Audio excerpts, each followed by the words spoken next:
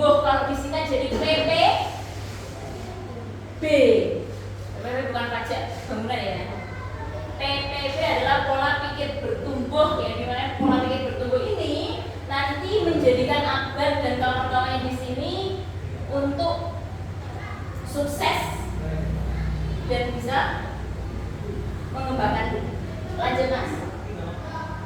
Nah, sekarang kita masuk ke materi awal ya. Apa itu pola pikir bertumbuh? Kok pada saat di slide awal itu membahas tentang pola pikir bertumbuh. Di situ disampaikan bahwa pola pikir bertumbuh adalah kepercayaan untuk kita sama-sama memiliki kemampuan dan kecerdasan yang dapat dikembangkan melalui usaha belajar dan tekun.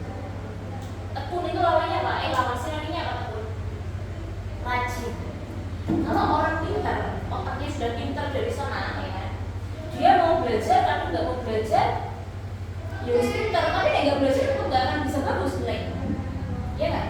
Cuman kalau orang yang otaknya pas-pasan nih, ketika dia mau untuk tekun, ya kuncinya di sini adalah usaha belajar dan tekun, maka dia akan bisa menjadi orang yang berhasil. Ranking 1 itu nggak perlu dari yang pintar saja, tapi bisa dari tekun. Sama dengan ngaji, sama kalau nambah tekun, mulai jalan tekun, nambah teman-teman pada ngobrol sampai ngaji sendiri, itu tekun namanya, rajin. Maka kamu kan bisa berhasil meskipun otakmu itu pas-pasan. Ini selalu yang menjadi penglihatan kami para ustazah. Itu orang-orang yang tekun, dia pasti akan bisa mengalahkan orang-orang yang cerdas. Otaknya dari sana yang IQ-nya sudah tinggi. Kalau IQ tinggi males, nggak berhasil. Tapi kalau orang rajin, orang tekun, maka dia akan bisa mengalahkan semua orang. Yang pinter, yang cerdas, yang malas, itu bisa dikalahkan sama namanya satu, tekun. Dan tekun itu kunci dari kita memiliki pola pikir iya. Ya. Nah, orang yang punya pola pikir tidak tumbuh, ya, alias kalau di situ tekun, makanya di sini adalah kata lawannya adalah malas. Orang-orang yang malas itu pola pikirnya tetap. Kalau aku rankingnya 6 dari 7 orang, katanya aku yang iso terus deh, sampai aku pindah sekolah tinggi, berarti aku akan tetap ranking bawah terus. Itu orang yang punya pola pikir tetap, ya. Orang yang punya pola pikir tetap itu ada di itu semua orang yang malas, nggak mau mencoba berpikir dulu, nggak mau rajin, tidak mau tekun dia. Makanya orang seperti ini sulit untuk berkembang dan sulit untuk berhasil. Sama ini nggak hanya dalam belajar pak ya, sampai menghafal juga kalau sampai males, ya kan? Nah aku nggak iso nih nambahku yang main ini cuma bisa dapat 1 baris tok, nggak bisa aku nambah sampai setengah halaman, itu nggak bisa aku pokoknya. Padahal ya sama mau usaha bisa, meskipun usahanya orang-orang ngaji sampai jam 11, sama harus ngaji sampai jam 12, ya nggak apa-apa. Saya lakukan itu kalau itu membuat saya bisa nambah sampai 1 baris, 2 baris, 3 baris. Yang penting itu usaha dulu, jangan menyerah dulu. Orang yang punya pola pikir tetap tuh gampang nyerah. Dia nggak berani menghadapi tantangan sebelum mencobanya. Lanjut mas. Ya nggak Abad? Sekarang Abad, Mas Abad, kenapa pola pikir bertumbuh begitu penting? Kenapa penting pola pikir bertumbuh? Kalau kira-kira kamu nggak punya pikiran ini, ya kan? Sama tidak punya usaha untuk tekun, ya kan? Kira-kira apa yang terjadi? Siapa? Kalau kamu nggak tekun, kamu malas, kira-kira apa yang terjadi? Iya betul, ya. Ya kamu nggak berhasil, kamu nggak hatam-hatam. Sekolah juga kamu nilainya segitu-segitu terus, kamu nggak merasa punya beban ke orang tua. Harus bisa membanggakan diri sendiri dan orang tuamu, ya. Pola pikir bertumbuh itu menjadi penting, ya kan? Ketika kita punya tantangan, kita mampu untuk melewati.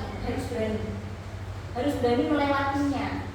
Jangan terus kemudian ini soal aneh terus tak lompati, aku pakai cap cip saja misalnya.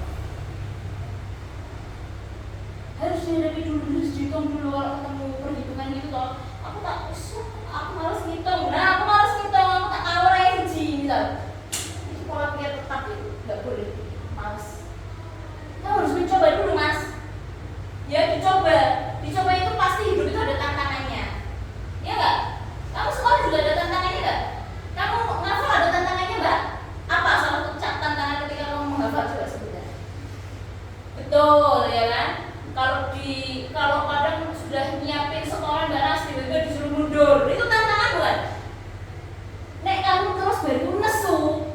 ya wes, kamu akan berhasil.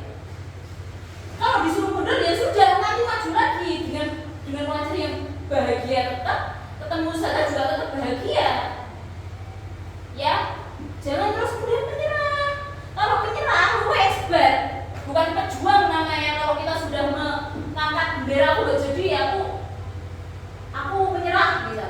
Sebelum perang Yus, bukan pejuang gitu namanya pengecut. Ya, tapi di sini nggak ada yang pengecut. Di sini itu kalau ada tantangan dihadapi, tidak mudah tersunah. Kalau dikandani dulu tidak bantah, ya nggak ngalah. Hanifah juga gitu sama. Firza Iza kalau dia dikandani malu tepol, masya Allah. Ya nggak Iza? Kamu kan gitu tau, nek diseneni, nek suruh mundur, ya kan? Gitu, coba nanti aku coba lagi. Itu namanya pola pikir. Ya, harus berani menghadapi tantangan, kemudian harus berani untuk terus semangat belajar itu harus ada, ya kan? Terus harus satu lagi nih, bisa menerima kritik. Kan ada mana saya bilang kalau dikandani sama ustazah kamu mundur ya, hafalanmu tidak lancar, sama ustaz Lutfi. Kalau ustaz Lutfi tambah marah-marah lagi kan? Ngaji tidak lancar, kayak gitu. Ustazah sampai kayak gitu nggak? Paling cuma mundur, gitu toh. Nah kalau ustaz Lutfi ditambah menaik nadanya tinggi, nah kamu harus bisa, itu bagian dari kritik. Kenapa kawanmu yang lain bisa lancar, kamu tidak bisa lancar? Dan kamu sudah melakukan ini semua, ya, menerima kritik kamu sudah, ya kan? Kalau dinasihati, alhamdulillah, dinasihati ustazah semuanya alhamdulillah manut, ya kan? Terus berubah jadi baik, mendorong semangat belajar terus, ya sudah tiap malam ngaji, tiap malam belajar, ngafalin hadis, ngerjain PR IPA, ngerjain PR-nya Bu Ana, semuanya ngerjain, yang pada saya tahu deh ya. Terus kemudian menghadapi tantangan juga kamu sudah banyak melewati tantangan-tantangan yang ada. Lanjut sekarang, dari gagal menjadi hebat. Pokoknya semuanya harus berani gagal. Kalau gagal, coba lagi. Makanya kadang ada guru bertanya, ada yang tahu 1 + 1 berapa? Angkat aja. Kalau salah itu bagian dari proses berhasil. Orang berhasil tuh nggak pernah langsung berhasil, enggak. Pasti dia melewati gagal. Pasti. Nggak mungkin langsung berhasil. Lu anak sultan berarti tidak berhasil. Semuanya memiliki kegagalan. Bahkan anaknya sih penemu Microsoft semuanya juga kan pernah gagal gitu. Apalagi kita yang bukan siapa-siapa, maka kita harus berani untuk gagal. Gagal itu bagian batuan jalan kita untuk bisa berhasil. Itu ya Mas Abad ya. Nah, ya lanjut. Contohnya inspirator kita adalah Bapak B.J. Habibie. Di situ ya, karena beliau itu lahir dari keterbatasan fasilitas dan tekanan orang tua. Sama juga ditekan orang tua mondok tuh. Ada nggak di sini? Aku suka mondok gitu, ada. Mesti dipaksa-paksa sendiri tuh Mas. Apalagi ini, kamu dipaksa nggak Mas kemarin mondok?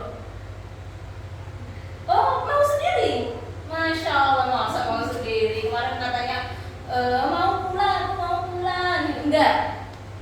Sempat rewel toh? Nah, sempat rewel itu namanya kamu melewati tantangan Mas. Siapa namanya Mas? Agni, Ahtar. Iya nggak? Saya kemarin pada saya namanya siapa? Ahtar, bener loh. Mana saya pernah ketemu kamu tapi tahu namamu loh, Masya Allah loh. Ya, Ahtar kemarin juga menangis.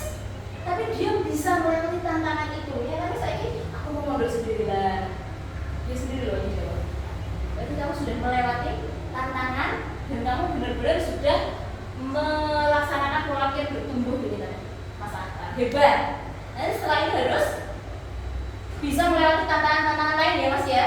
Nanti ketemu surat An-Naba, sulit, ya harus bisa melewati. Terus sampai 30 khusus amin gitu ya. Ya selain ini banyak lah inspirator yang lain ya kan, orang tuamu ya kan, kemudian Rasulullah juga bisa. Banyak sekali nabi-nabi yang bisa kita jadikan contoh panutan. Karena mereka juga punya pola pikir bertumbuh. Mereka tidak pernah putus asa. Bukan Nabi Nuh aja tidak punya pasukan dari keluarga sendiri. Ada yang tidak dari keluarga, tidak ada, istrinya, anaknya semuanya musyrik ya, atau orang kafir gitu. Tapi dia tidak kemudian menyerah, pola pikirnya terus habis itu mandek, nggak menyerah dia tetap semangat terus dalam berdakwah yang jadi kewajibannya Rasulullah. Nabi-nabi itu sudah sama yang lalu, maka kewajiban misalnya udah belajar, kemudian ngaji itu diselesaikan. Itu ya.